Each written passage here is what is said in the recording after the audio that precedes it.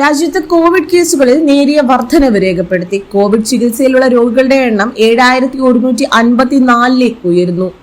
കഴിഞ്ഞ 24 മണിക്കൂറിനിടെ രാജ്യത്ത് 3 കോവിഡ് മരണങ്ങളും റിപ്പോർട്ട് ചെയ്തിട്ടുണ്ട്. അതേസമയം കേരളത്തിൽ കോവിഡ് രോഗികളുടെ എണ്ണത്തിൽ കുറവ് രേഖപ്പെടുത്തിയിട്ടുണ്ട്.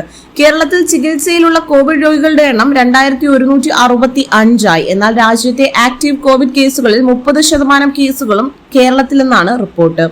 പനി, മൂക്കൊലിപ്പ്, തൊണ്ടവേദന, തലവേദന, ക്ഷീണം എന്നിവയാണ് പ്രധാനമായും കോവിഡ് ലക്ഷണങ്ങൾ. കേസുകളുടെ വർധനവ് കണക്കിലെടുത്തു കിടക്കകൾ, ഓക്സിജൻ സിലിണ്ടറുകൾ, പരിശോധനാ കിറ്റുകൾ, വാക്സിനുകൾ എന്നിവയുടെ ലഭ്യത ഉറപ്പുവരുത്താൻ നിരവധി സംസ്ഥാനങ്ങൾ ആശുപത്രികൾക്ക് നിർദ്ദേശം നൽകിയിട്ടുണ്ട്. പ്രായമായവരും അണുബാധ രോഗമുള്ളവരും തിരക്കേറിയ പ്രദേശങ്ങളിലേക്ക് പോകുമ്പോൾ മാസ്ക് ധരിക്കാനും നിർദ്ദേശമുണ്ട്.